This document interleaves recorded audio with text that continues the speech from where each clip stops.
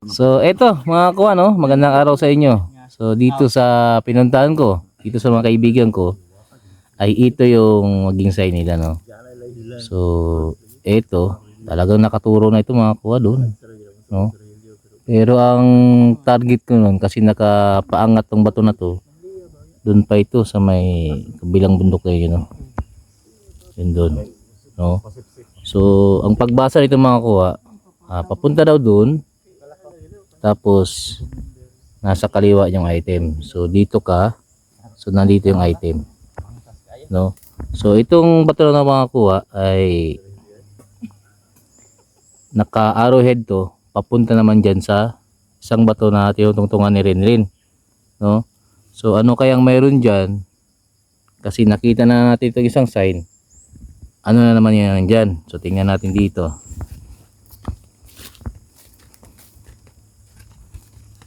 So dito sa tinutungtungan ng bato ni Renren ay mayroong bilog na may maliit no. So ano ang pagbasa nito? So dito sa bato na to, sa bilog na to ay mayroong may butas dito. So may papunta doon yung kamay na yun, ito naman ay may papunta naman dito. Oh. Diyan. So ang pagbasa nito mga kuano, ito daw yung magiging benchmarker. Tapos papunta ka doon. Ito yung item. So ang pagbasa nito katulad nung sa may kamay. Mayroon daw dong sign at yung item nandito. Banda. So unahin natin ito, puntahan, tapos ikutin na natin. Kasi ito makakuha, paikot to na sapa, papunta dun. So ikutin natin yan hanggang mapunta natin yung tinuturo ng kamay dun. So posible na ang dalawang sign na to ay may dalawang item. So yung tinuturo ng kamay at yung tinuturo nito makakuha. Pero posible din na tatlong item dito, no? Dahil mayroon pang sign doon na isa na sinasabi nilang bulaklak na may araw. So umpisa natin dito, magka-travel tayo dyan sa may ilog papunta doon. Tara. So kasama namin si Rinrin, no? Ayun si Lundun, no? Nauna na.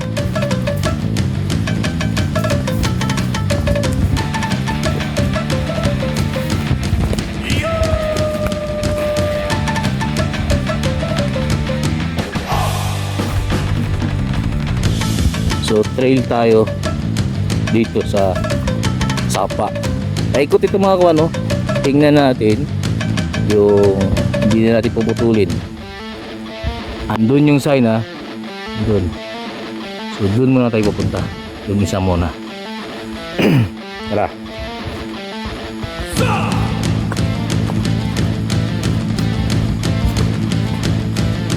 So ayan yung sapa. So tingnan natin mamaya. Tutungtong tayo dun sa may taas ng burol na to. Tapos makikita natin yung sapa na tayo dito.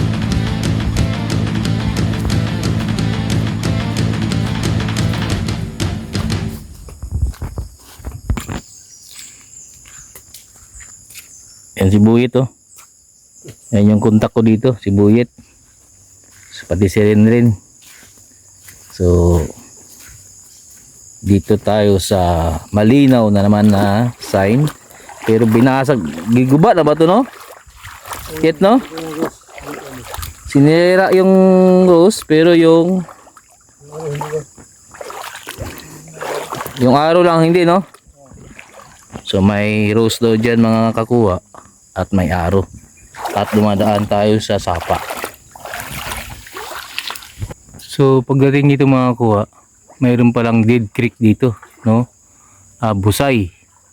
Maliit na busay. So maliit na tubig lang bumababa dito pero ngayon tuyo siya. Oh, bakit pa tayo doon mga kakuha? Yan pa sila. Rakit tayo dun. So, eto yun, no? Hinabot namin dito. Isang busay na dinadaanan ng tubig. Pero ngayon, patay na siya, no? So, dito daw nakita yung bulaklak. Rosas na walang bango. Rosas na walang bango. Pero nasira na yung rosas. Sinira ng may-ari. Kasi lagi pinapuntahan ng mga hunter. Hinahanap.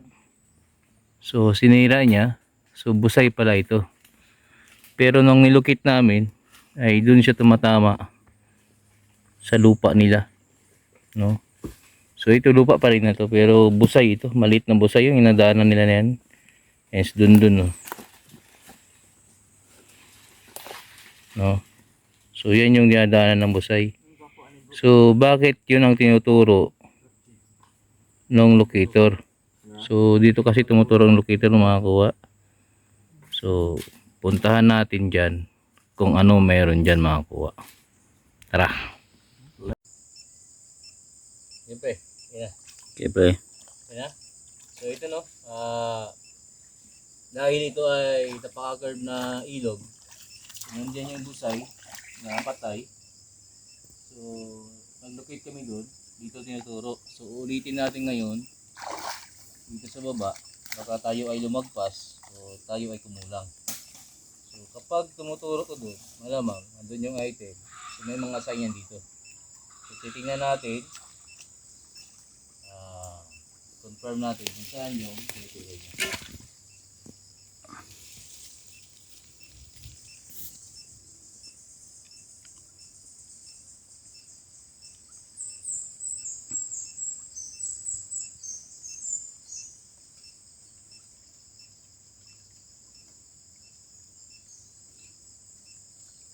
Ayun, dito. Ano yung bato dito?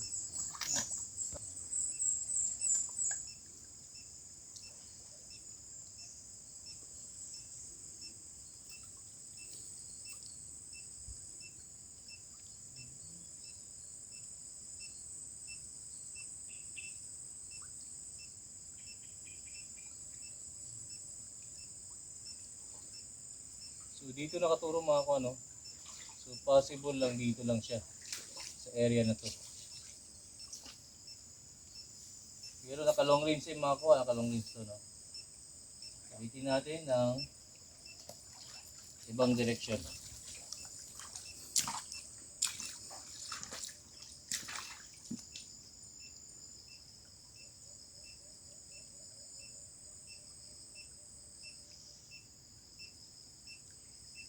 Yun na, dito na. Dito na baryo. Dito na area. Pinaka-arrange yung gikon. Taas di. Ah, Taas, 500 500. 8 meters. meter. Meters. Ayun. Yun. Yun pa rin talaga tinuturo. So dito papunta mga ko no. Bago natin puntahan yan, iikutin muna natin itong sapa. Para kung ano ba ang counter yung sign dito. Kasi yung sign dito ay bulaklak na may araw, di ba? Sabi ng tatay mo. Pero binasag nila yung mga kuha. So anong counter dyan para tuturo dito? So malamang may mga sign yan dito. Puntahan natin dito mga kuha. Tara. So ito mga kuha no. Ito yung nakita kong sign na to na may paturo doon no. Paturo siya doon. Pero ito ang ginawa ito at may dot dyan no. Imbis na papunta siya doon, papunta raw dito. Ito yung item no. Nakita niyo yung binlog ko yung mayroong araw, mayroong rayang ganyan, tapos mayroong dot. Ito rin yun, paras lang no. At nandito na yung item. So doon yung item. No, ito yung counter niya. Pero kung titingnan nyo ito ay nakaturo. Oh, nakaturo siya. Pero hindi yan yung, ang ibig sabihin lang kasi nito mga kuha, pointing ito, no? Pointing siya. O pointing siya ito. Saan naka-pointing? Doon. Hindi ganyan mga kuha. Naka-pointing daw ito dito. No? So pointing ito ang kahulugan, pero saan dapat siya makaturo? Ito yung sundin. Itong araw na to, ito yung sundin. So dito, papunta. So tingnan natin dyan yung tinuturo ng locator at tinuturo dito. So tingnan natin yan kung ano mayroon dyan sa taas na yan. Pero ito mga kuha, dahil payo itong sapa na to, so ito nakadila. Nakadila itong area na to. So puntahan natin yon kung anong mayroon dyan. Tara. Ito mga kuha. Dahil nakadila nga ito, ilog dyan, ilog doon. So nakadila ito. Durian, durian. May tatlo.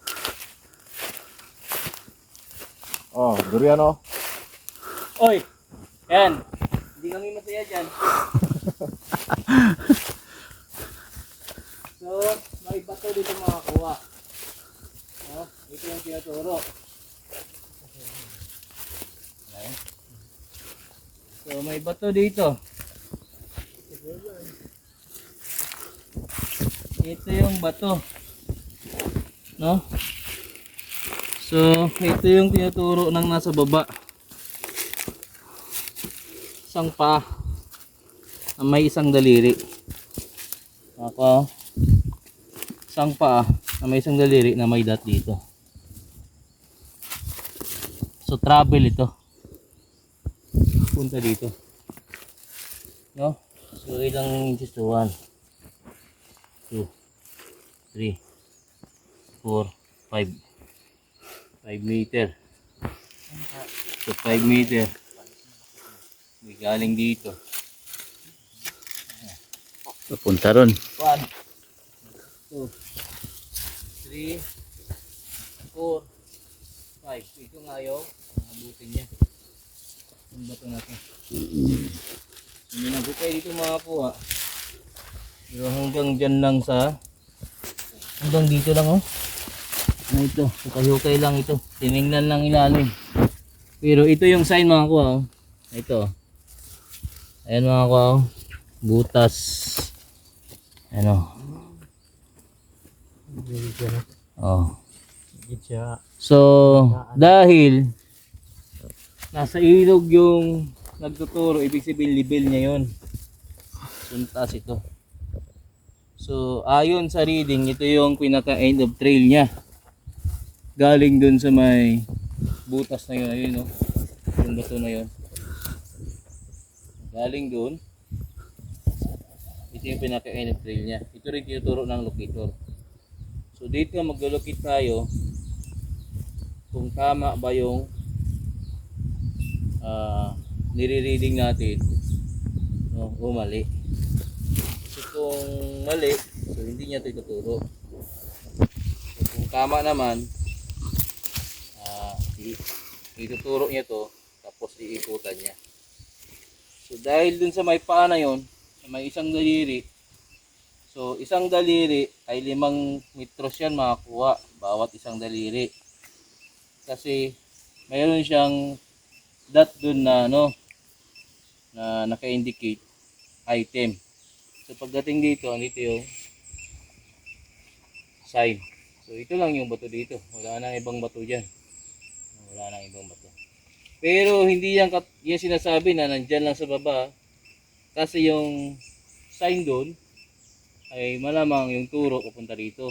Tapos yung sign dito, ang turo papunta rin dito. Pero nasa ilalim siya ng tubig, no? Sa tubig siya. So ibig sabihin, ng hukay na to ay nasa ilalim ng tubig. Pero ang mga Hapon mga kuha, hindi dumaan dito, no? Hindi sila dumaan, naghukay dito. Mayroon silang pinasukan dito, palalim. Mayroon silang pinasukan. Pero ito yung pinaka-target nila kasi nagdidila to mga kuha. Nakapaikot yung ilog.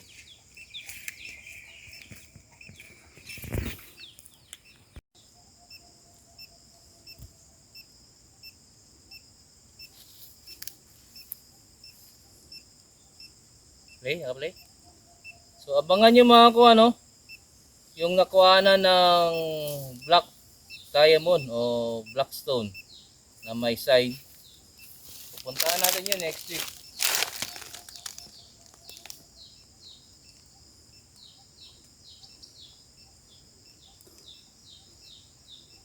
So ito na mga kuha. Titingnan natin kung saan siya tuturo. Kasi nasa area na tayo na tinuturo niya kanina. So tinungtungan na natin ngayon kung saan ba to.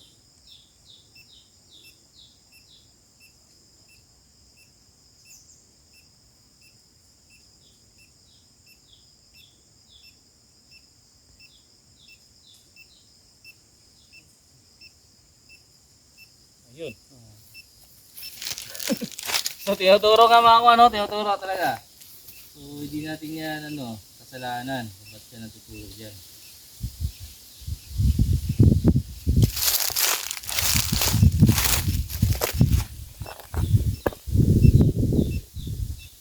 Ayun.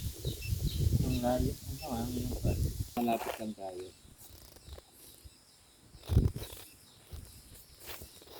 Sis ako gamay pa.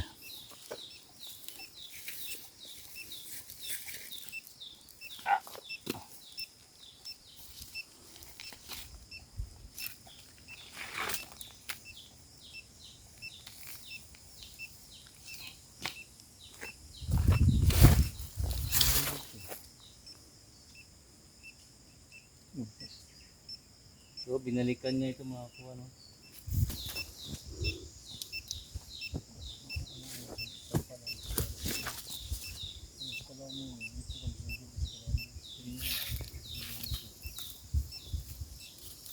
So kukunin naman natin yung east side niya.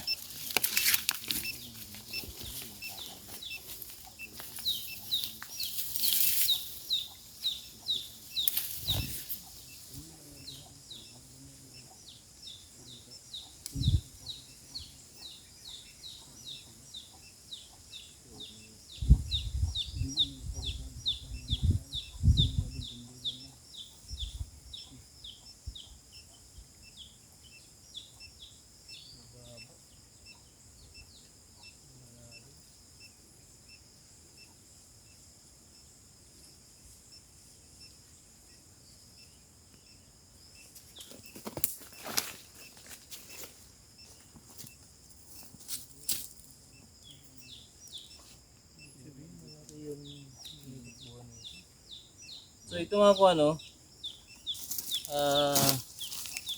Itong area na to, ibig sabihin may butas to sa ilalim. No? Mayroon siyang pwedeng Tanim. tinataniman ng durian. Tayuan na lang natin dito kung iikot siya. Pero ito yung mga boulders ito mga kuha. Ito lang yung makikita mong boulders dito. Palatandaan to mga kuha, no? Ito ay palatandaan nila. So norte tayo.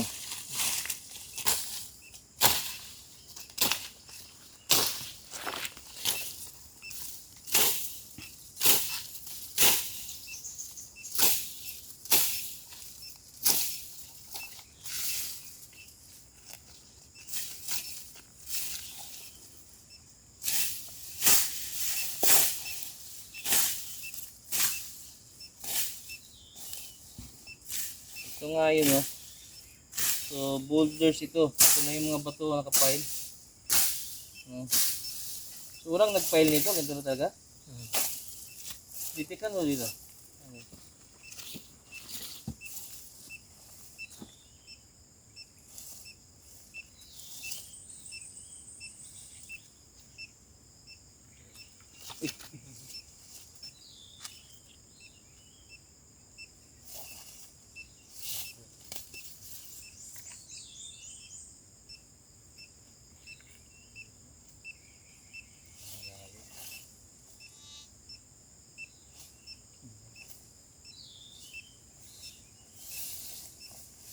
So isa itong malalim na bahagi. Dahil nasa high ground tayo mga kuha, malalim. So mayroon itong pinasukan sila dito sa baba. Dito kaya sa kawayan. Matagal na itong kawayan na to? Di tanim ka. Tanim? Saan may pinasukan mo dito? So, hindi man siya magkikot diri sa kano kanyo. Hindi siya magtuyok diri. Side lang eh. Diri siya, distansya. Diri. Norte Marino. Mas doon siya kung dis na mo. Kalot. Ha? Direta. Para agianan na diha. Daanan ba? Pag diri Okay dira kay medyo talikod. sa likod tapos na kawayan. Ala mas duol kung unta akong diri. Bro nga. Makita mo gulo. Kita anta. Okay.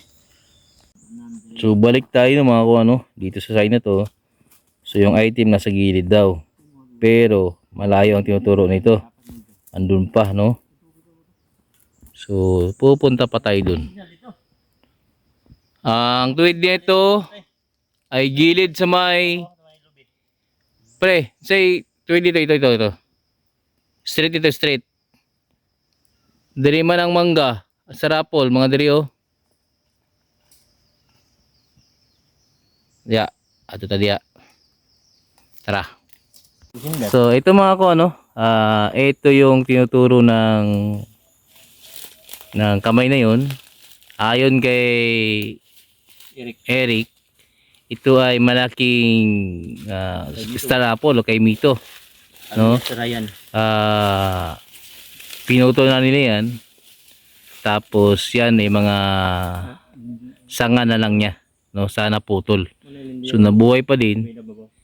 Pero Wala tong buntod. Ubos atong ngayon ay sanga na lang yan.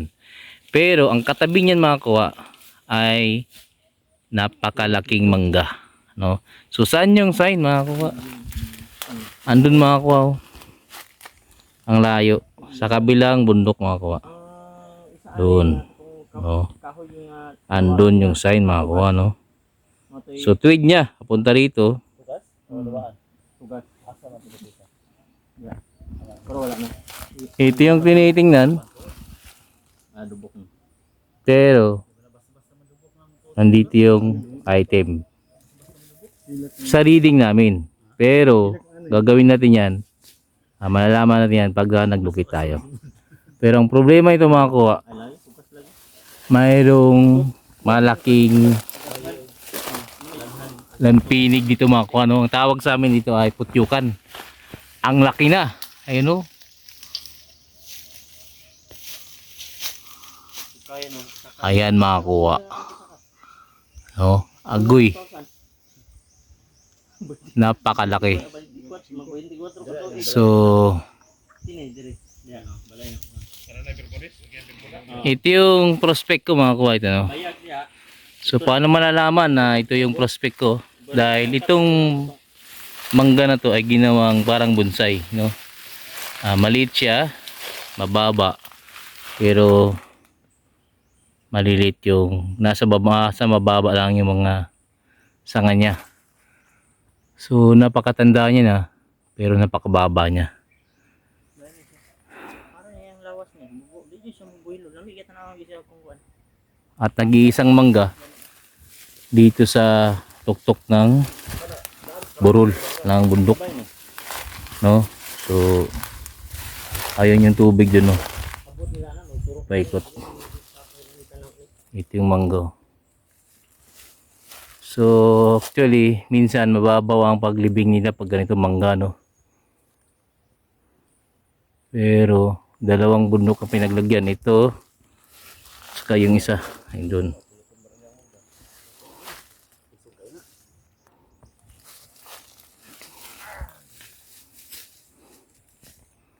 Tara, mag-edit tayo mga kuha kung nandyan ba.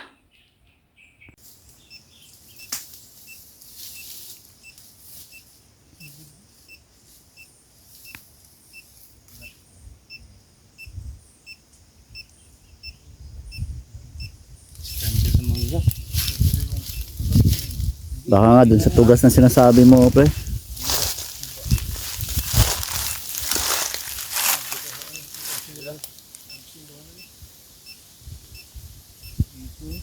Tugas tre. Ha? Yung karaan yung tugas. Sa tugas mo? Yung sa baba. Babang baba pa? Bro, oh. Babang baba? Hindi ka na sa boss. Wala, siguro mga 150 meters. Wala, malayo na yun. Layo na.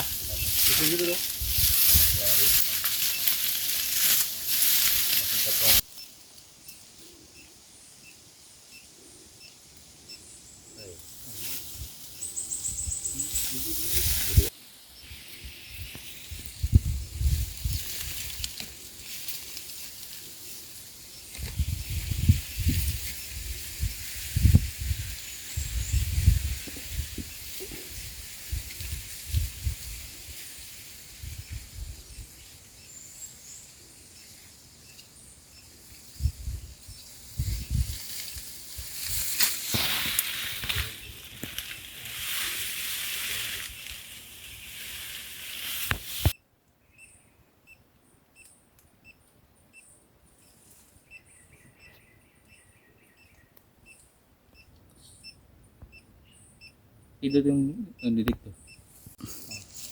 So ito mga ko ano, yung star apple ay yun yung palatandaan, no? Yun ang tinuturo. Pero distansya ng star apple ang item. Yung prospect natin na yung mangga ang mayroong item, hindi pala. Isa rin siyang palatandaan. Distansya sa may mangga na yan ang item. So ang prospect natin dito sa gilid na to. Itong gilid na to. Kasi yung katuwid lang pala itong star apple saka mangga. Tapos distansya sa may mangga. Dito. Pero parang may lumilipad-lipad dyan. Konti lang yan, pre. Ha? So, konti lang yan. So ngayon, testingin natin ulit. Facing north tayo.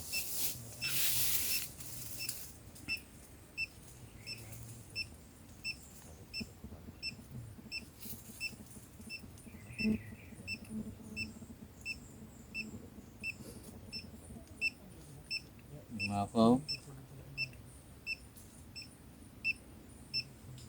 So, malakas-lakas dito. Siguro buntod dahil nilang ikuan. Ayan. So, ito mga kuha, no? Galing dun sa may kamay, sa may hole, papunta dun sa may busay, na may bulaklak yung sign. Tapos papunta dun sa may sapa, na may counter sign. Tapos dun sa may paa. Tapos yung may naka-anchor lock, yung may butas, pababa. No? Tapos, papunta na naman dito sa may kamay, balik tayo sa may kamay, tapos papunta dito sa may mangga. So, itong mangga mga kuha, ay talagang kadalasan ito yung palatandaan nila. At yung mangga na to ay manggang Carabao, yung mga malaking mangga, mga ganito kalaki oh. Ito yung mangga na yung mga kuha. So, nag-iisang mangga na bonsai dito sa may burol na to. Burol kasi to. Nagbuburol. So, nag-iisa yan. So, hindi pa natin masyadong maikot dahil may bantay. Baka pag nagising yung bantay, nako, sinlaki ng pahak-pahak tayo dyan mga kuha. So, ito. Magpapaalam na kami kasi uwian na rin mamaya. So, kailangan namin kausapin pa yung tatay nila about dun sa may bulaklak at sa mangga na to. Ayos!